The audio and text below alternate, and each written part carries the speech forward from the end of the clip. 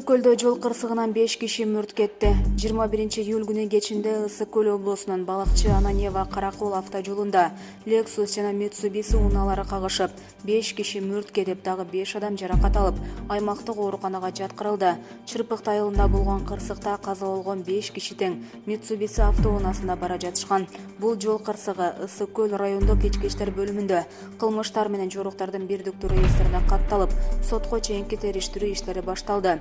Тиешелүү экспертизалар дайындалды, деди жол коопсуздугун камсыздоо башкармалыгынын маалымат катчысы Тилек Исаев. Булак Азаттык. Пирматов тергөө менен кызматташып камактан чыкты. Жогорку кеңештин мурдагы депутаты Исхак Пирматовдун бөгөт чарасы өзгөртүлүп, эч жакка кетпөө тууралуу тилгат менен камактан чыкканы белгилүү болду. Мындай токтомду Бишкектин 1-май райондук соту 15-июлда чыгарганын райондук соттун маалымат кызматы ырастады. Анткени башка прокуратуранын бөлүмүнүн улук прокурору жана шек сыналып жаткан Исхак Пирматовдун ортосунда тергөө менен кызматташуу жөнүндө келишим түзүлгөн деп айтылат маалыматта.